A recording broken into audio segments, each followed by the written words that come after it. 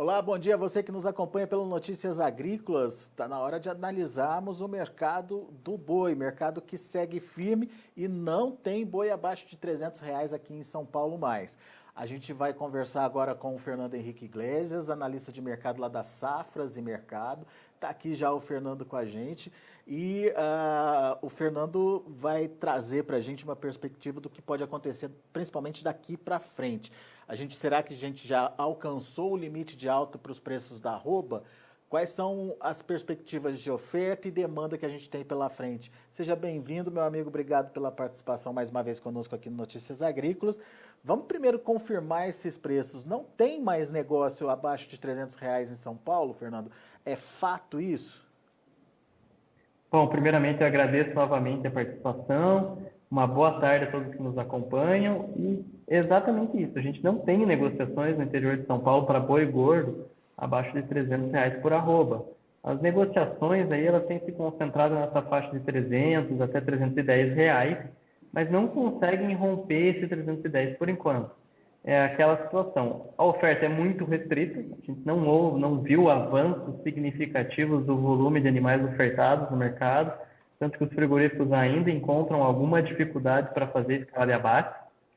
E o contraponto dessa situação é a nossa demanda doméstica, que permanece muito combalida nesse início de ano, está enfraquecida, com os preços da carne bovina ainda em um patamar bastante proibitivo. Aquilo que a gente já conversou em diversas ocasiões. Preços muito altos da carne bovina aumentam a demanda por proteínas mais acessíveis. É exatamente o caso da carne de frango e do ovo. Então, essa dinâmica de mercado, por enquanto, não mudou. Bom, mas de qualquer forma, o preço segue firme porque não tem oferta, mas não consegue avançar porque acabou sendo um limitador aí para o consumidor lá na ponta final. Agora, o que a gente tem que entender, Fernando? Quais são as cenas dos próximos capítulos e o que vai nos indicar aí o que pode acontecer com o preço da arroba? Tem pelo menos, digamos, argumentos para justificar novas altas?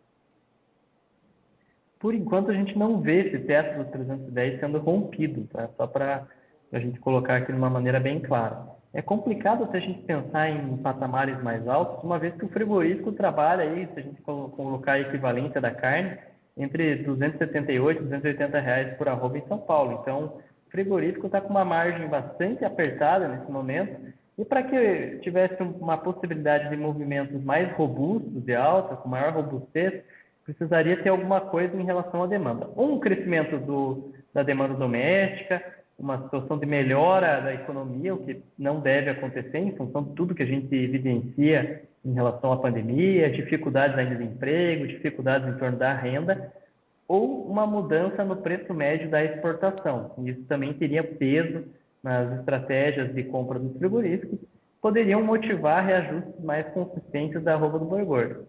Como limitador, como um fator que impossibilita a queda dos preços, temos a oferta. Pelo menos aí mês de fevereiro inteiro, até um pedaço de março, o mercado vai seguir com uma oferta reduzida de animais terminados. Isso é um fator aí que vai ser um importante suporte para os preços do boi gordo em todo o centro-sul do país.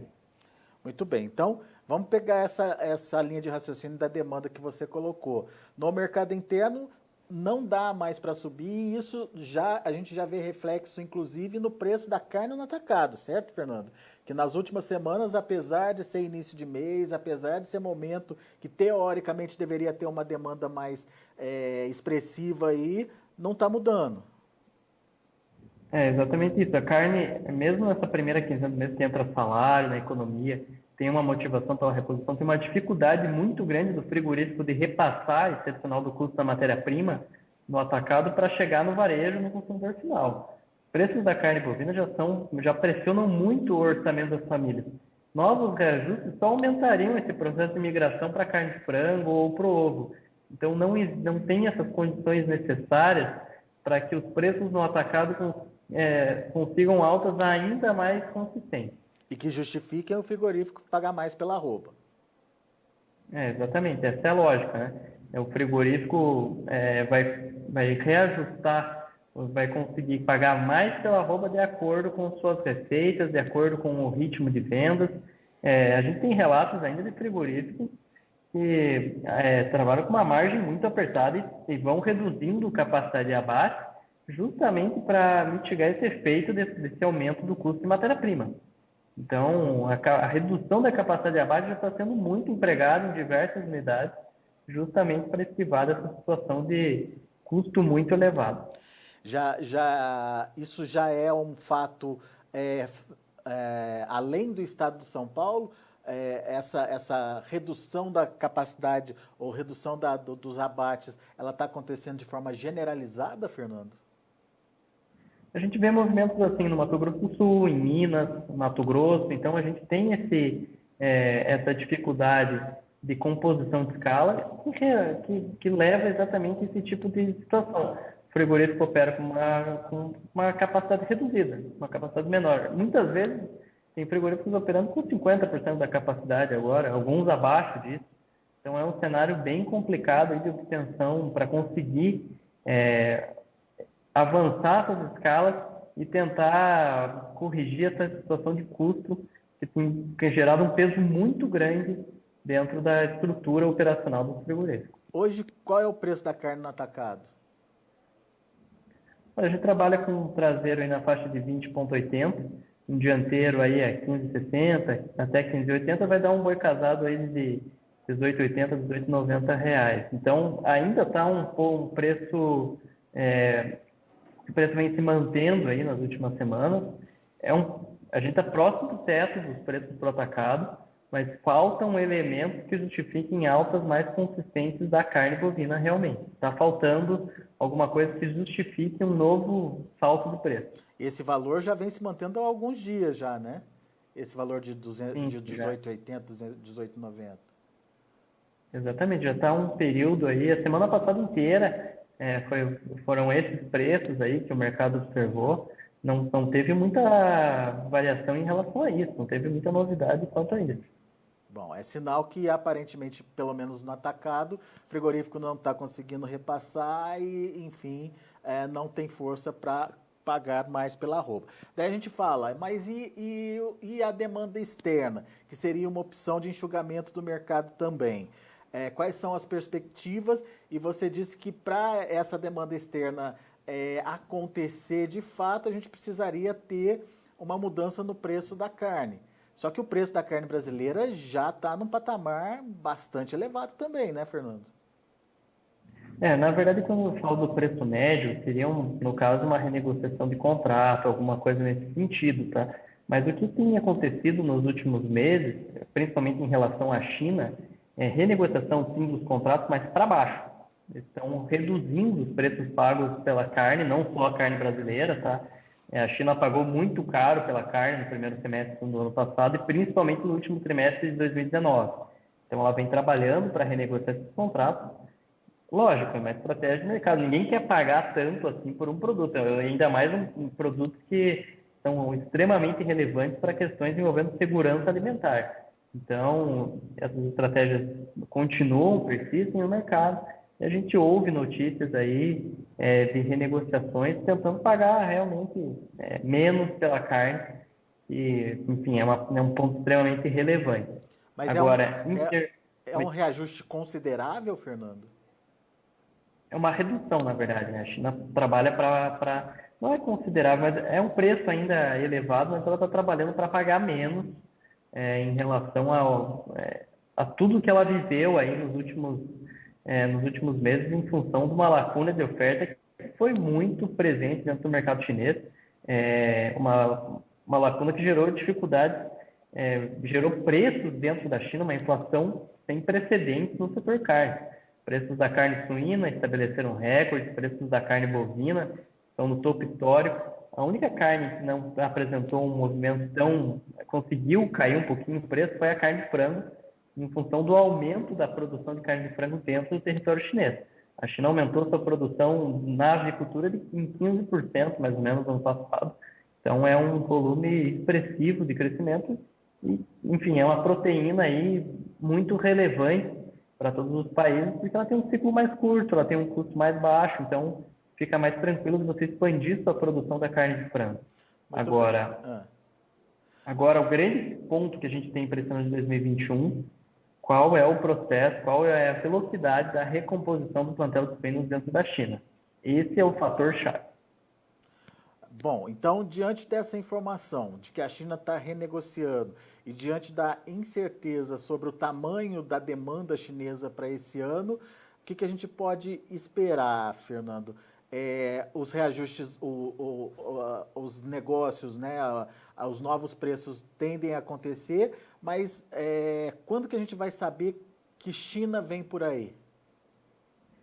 Bom, como a gente já conversou anteriormente, a gente vai ter uma percepção da China depois desse feriado de Ano Novo Lunar. O que acontece? É um período de latência no mercado chinês, é um feriado relativamente longo, então tudo isso acaba gerando um peso para essas estratégias, acaba gerando uma maior lentidão dentro da China em relação a essas importações.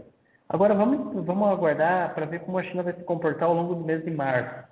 A gente vai ter uma visão mais concreta de qual vai ser o potencial de consumo na China no restante do ano. Os números de janeiro, aqui para o Brasil e também para os Estados Unidos, são números que apontam para a queda das exportações desses dois países. E o número da primeira semana de fevereiro aqui no Brasil também preocupa em relação à carne bovina. A carne suína já apresentou um bom desempenho novamente. Sempre bom a gente pontuar isso. A carne suína apresentou um bom desempenho na primeira semana de fevereiro. A carne bovina que destoou um pouquinho. A carne bovina também a gente tem que considerar o seguinte: há uma enorme dificuldade para os frigoríficos em conseguir animais que cumpram os requisitos de exportação para a China. E isso acaba também gerando uma dificuldade de entrega de produto e assim por diante. Então, o que você está considerando aí é que esse recuo da primeira semana pode não ser só fator China deixando de comprar, mas o fato de Brasil não ter oferta para colocar disponível no mercado. Sim, isso acaba gerando algum peso nessa relação. Tanto que os animais padrão China são os mais disputados no mercado brasileiro. Lógico, não é de hoje, mas nesse período em que a oferta está muito restrita, isso se acentua. Então, a disputa por animais padrão China no mercado brasileiro é enorme nesse momento. Abre um gap, inclusive, de R$ 10 aí em relação ao boi comum, né? As negociações envolvendo animais padrão China elas se concentram entre 305 até R$ 310. E aí vai do acabamento do animal, vai da terminação dele, assim por diante. Animais destinados aí ao mercado doméstico ficam nos 300 até 304, 305, dependendo também da qualidade desse lote negociado. Mas, no geral, aí a gente tem uma diferença, sim,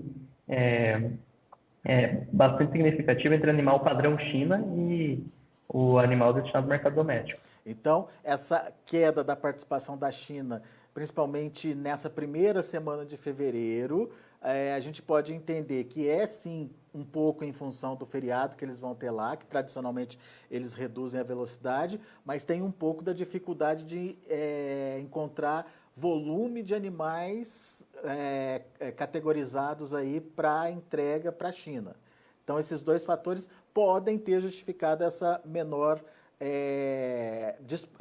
disponibilidade não, mas esse menor número aí, esse menor volume de exportação ocorrido na primeira semana de fevereiro, certo?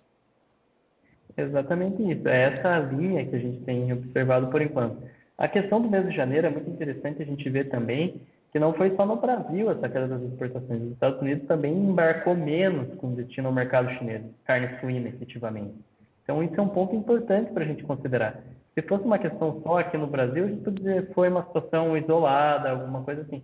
Mas quando outros players começam a sinalizar movimentos parecidos, aí, e todo mundo tem tem exportado muito com destino ao mercado chinês, não é só o Brasil, é Estados Unidos, Austrália, União Europeia, esses dados de exportação dos grandes players do setor carnes acabam se tornando muito relevantes para nortear o mercado, para mostrar efetivamente o que está ocorrendo em relação a essa demanda chinesa. Até porque, como a gente já abordou em outras ocasiões, falta um pouco de transparência vindas do governo chinês em relação a essa gestão do rebanho, em relação à evolução dos casos de PSA dentro do território chinês. Então, tudo isso a gente fica um pouco...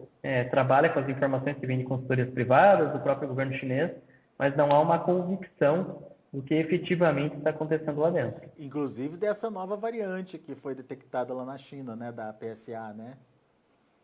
Exatamente. Várias agências de notícias internacionais é, alegaram que é uma nova cepa da PSA dentro do território chinês, que teria surgido pelo uso de vacinas ilegais e que não é tão letal assim contra a variedade anterior da PSA, mas ela reduz a taxa de natalidade. Isso poderia colocar em xeque, sim, esse processo de recomposição do plantel de suínos na China, mas o fato que a gente tem que colocar também é que não saiu a confirmação dessa nova cepa na OIE.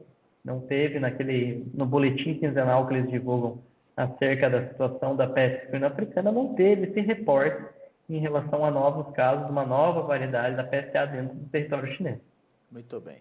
Bom, então, resumo da ópera. Se por um lado a gente tem a continuidade da baixa oferta de animais, pelo menos por mais ao longo aí do mês de fevereiro, por outro lado a gente tem que monitorar a demanda. A demanda parece que já chegou no seu limite, principalmente demanda interna, e a demanda de exportação a gente ainda precisa entender qual vai ser o comportamento da China, mas isso a gente só vai conseguir entender a partir de março, depois do feriado deles, certo? É exatamente isso. A oferta não tem o que fazer, ou não vai ter o animal terminado tão cedo assim no mercado, como você bem falou. E a questão da demanda fica, como a demanda doméstica também não há muito o que a gente trabalhar em cima dela, talvez se confirmar realmente o auxílio emergencial haja uma maior base de consumo, mas de qualquer maneira não gera assim, grande otimismo em torno de novos reajustes dos preços da carne bovina. Agora, em relação às exportações, o nosso grande foco, o nosso grande ponto que a gente precisa observar com muita atenção são as questões envolvendo a China, já que não só o Brasil, né, outros países se tornaram China dependentes em relação ao setor carne. E não há outro consumidor em escala global com capacidade de substituir a China no mercado. Não tem condições de você imaginar um outro país com uma capacidade de consumo tão grande quanto a China nesse momento. Então, tudo que vem de lá, tudo que está acontecendo lá dentro, se torna muito relevante para a gente ter um entendimento do ano do nosso setor carne, que ainda tem muito chão pela frente. E daí você citou aí a questão do auxílio emergencial, mas a gente tem que levar em consideração que, pelo menos o que surgiu até agora, né, Fernando? Obviamente que isso pode mudar, mas que é um auxílio emergencial que vai atingir metade daquele grupo que vinha recebendo até então o auxílio emergencial, 35 milhões de pessoas, 36 milhões de pessoas, e com 1/3 daquilo que foi oferecido no ano passado, na primeira etapa de pagamento, né? Estão discutindo algo em torno de R$ 200. Se concretizado isso, ainda assim, imagino eu que não seja um volume de recursos para todo mundo correr e comprar carne de boi, né? Talvez melhore o acesso às proteínas animais, mas não necessariamente para a proteína bovina, não?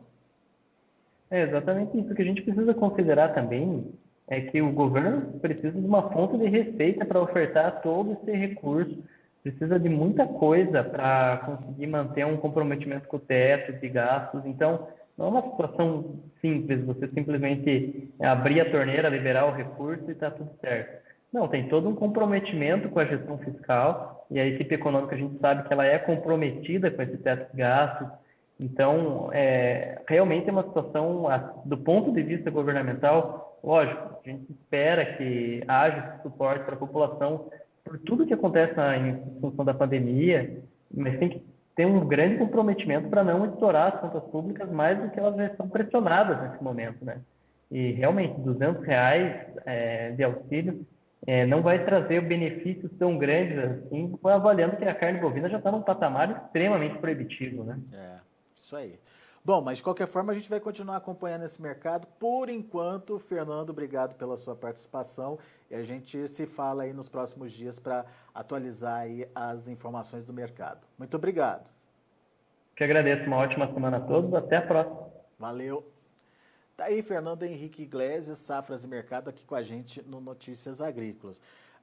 Apesar do preço forte ainda do preço consolidado aí da arroba entre 300 e 310 reais no caso de animais para a China. A situação ainda não está definida e não dá para pensar, pelo menos por enquanto, em evolução desses patamares de preços.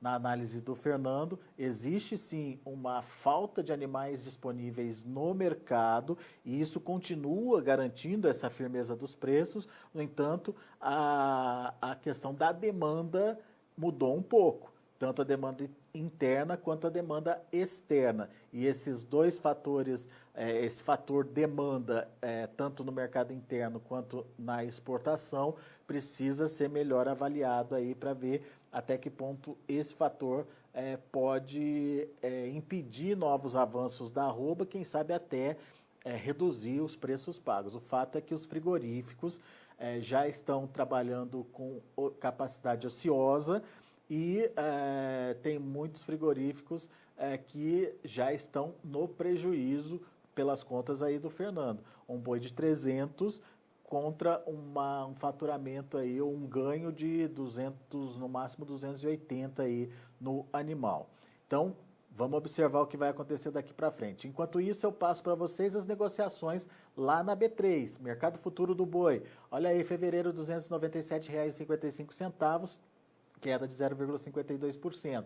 Para março, R$ 291,70, queda de 0,61%.